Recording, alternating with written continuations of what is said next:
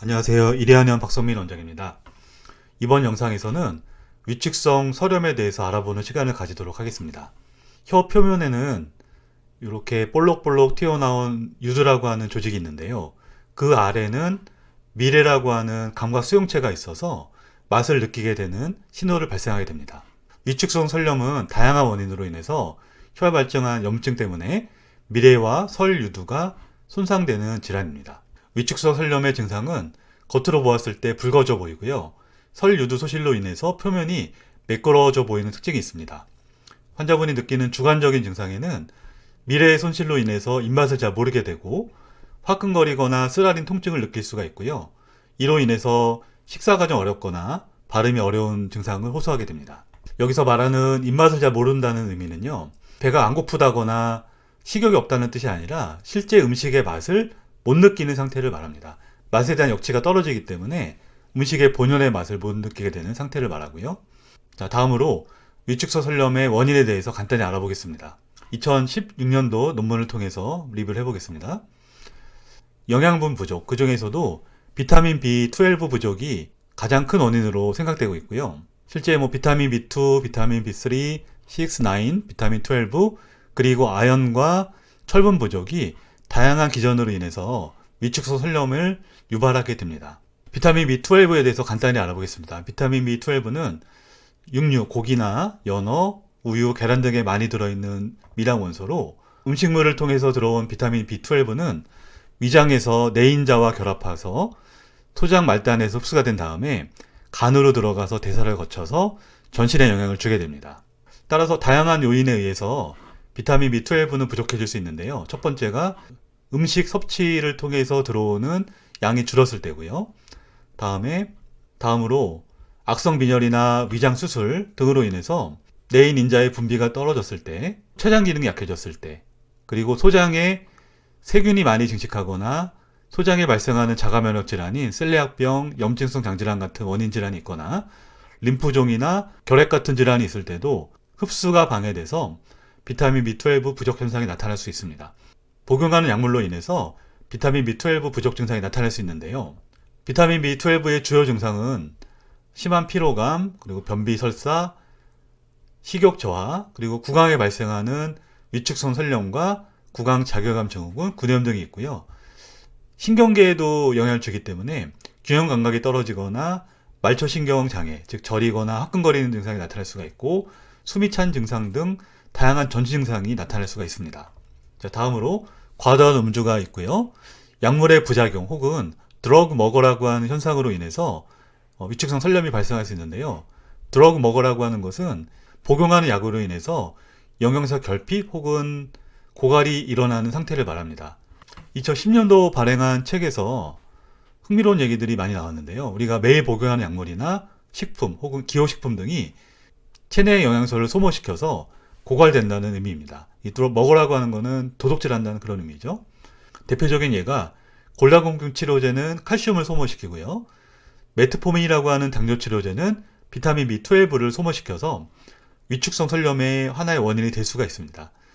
자가면역 질환과 종양에 쓰이는 MTX라고 하는 약물은 비타민 B9을 소모시켜서 항상 엽산과 같이 복용하도록 지도되고 있습니다. 많이 먹고 있는 커피는 칼슘과 마그네슘, 아연, 철분을 소모시킨다고 하네요. 자, 이번 표는 위축성 설염의 원인이 될 수 있는 약물의 부작용과 드러그 머거에 대한 리스트인데요. 아까 말씀드린 것처럼 메트포민이라고 하는 당뇨 치료제, 역류성 식도염 치료를 위한 PPI 제제들, 항히스타민제, 항생제, 종양치료제 등이 있고요. 그 다음에 결핵약과 많은 면역 억제제들이 비타민 B12와 비타민 B6 그리고 엽산에 대한 소모를 많이 시켜서 위축성 설염의 원인이 될 수 있다고 합니다. 다양한 항우울제와 항생제, 알츠하이머 치료제, 파킨슨병 치료제 등도 구강건조증과 세포 증식의 변화, 그리고 소화기 장애를 유발시켜서 결과적으로 위축성 설염을 만들 수 있는 약제로 분류가 됐습니다. 자, 다음으로 오늘 중요하게 볼 주제 중에 자가 면역 질환이 원인이 된 경우인데요. 대표적인 질환 중에 쇼그렌 증후군이 있습니다. 그 외에도 소화기 질환에 발생하는 셀리악병과 전신에 발생하는 전신홍말 루푸스, 그리고 구강 편평태선, 건성 등도 설염의 원인이 될 수가 있다고 하고요. 그 외에 당뇨나 종양, 멜컨스 로젠탄 신드롬 같은 경우도 있습니다. 오늘 중요하게 볼 주제인 쇼그렌 증후군에 나타나는 위축성 설염에 대해서 알아보겠습니다. 2018년도에 쇼그렌 증후군에 발생하는 구강 병변에 대한 시스템 리뷰 논문을 통해서 위축성 설염이 어느 정도 발생하는지 알아보도록 하겠습니다. 80년에 나온 연구에서는 전체 쇼그렌 증후군 환자의 37.5%에서 위축성 설염이 발생했다고 하고요. 84년 연구에서는 90%, 89년 연구에서는 44%, 98년 연구에서는 62%, 98년의 한 연구에서는 6.2%, 99년의 연구에서는 68.7%, 2004년 연구에서는 16.7%, 2004년 연구에서는 7.6%, 2006년 연구에서는 34.7%, 그리고 2010년 연구에서는 48.6%로 보고를 했습니다. 그 외에도 쇼그렌 증후군에는 다양한 구강 증상이 나타날 수 있는데요. 대표적인 것이 구각구순염, 균열설, 경련설, 백태소실, 칸디다증, 구내염, 지도설, 흑모설, 구강점막의 위층, 위축, 구강 내 궤양, 구강 편평태선 등이 보고되고 있습니다. 이 연구에서 언급된 논문 중에 3편을 선별해서 조금 자세히 한번 알아보겠습니다. 49명의 쇼그렌 증후군 환자를 대상으로 한 연구에서는요, 위축성 설염은 17명에 발생을 해서 35%에 해당됐고요. 유사하게 균열설은 20명에서 즉 41%에서 발견이 됐습니다. 그리고 이들이 느끼는 주요 증상 중에 혀통증이 39%로 보고가 됐고요. 다음으로 2010년도에 발행한 논문에서 37명의 쇼그렌 증후군 환자들을 대상으로 조사를 해본 결과 위축성 설염은 48.65%에서 발생을 했고요. 앞서 보여드린 것처럼 혀가 아픈 구강작용암 증후군은 78.38%로 높은 비율로 보고가 됐었습니다. 다음은 99년도에 18명에 대한 연구였었는데요. 여기서는 11명, 즉 69%에서 위축성 설염이 있었고요.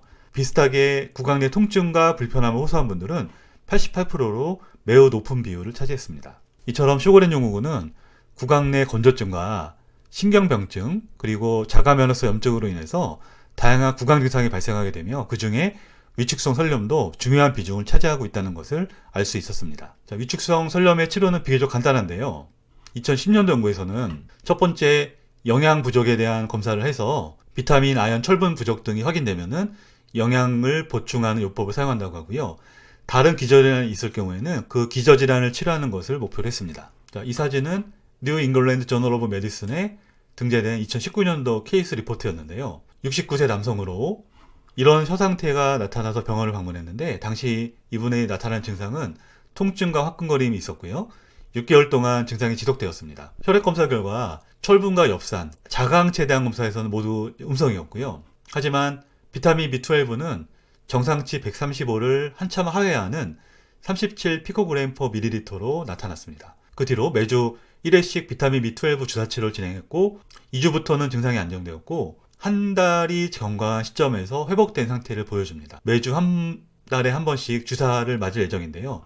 보통의 경우 증상이 안정되었다고 하더라도 기저질환이 있거나 원인을 찾지 못할 경우에는 상당히 오랜 기간 비타민 치료를 지속하게 되겠습니다. 저희 한의원에서 치료한 여성분의 케이스를 한번 보여드리고 싶은데요. 확실하게 쇼그렌 증후군 진단을 받지 않았지만 쇼그렌 증후군 의심 상태에서 내원을 하셨고요. 주요 증상은 혀가 아프고 겉으로 봤을 때 위축성 설염이 의심됐으며 맛을 잘 모르는 미각 이상증과 심한 갈증을 호소했습니다. 2013년 1월 9일 초진으로 내원하셨을 때 혀 상태고요. 주요 증상들은 1년 전부터 시작이 됐고 입술에 수포들이 많이 생기고 혀에서 떫은 느낌과 화끈거린 그리고 따끔거린 통증이 지속됐으며 입마름이 굉장히 심했습니다. 항상 입에서 쓴맛이 났고 물을 마셔도 쓴맛이 느껴진다고 했고요. 하지만 목 안쪽에서는 단맛이 느껴지는 이상 감각증이 발생을 했습니다. 미각 기능도 좀 떨어져서 짠맛에 대한 감수성이 굉장히 떨어졌기 때문에 음식에 간을 할 수가 없는 상태였고 매운 음식, 즉 김치나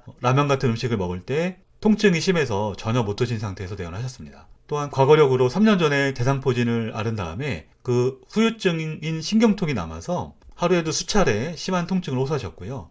입술뿐 아니라 몸 여기저기에 바이러스성으로 보이는 수포가 지속적으로 발생했습니다.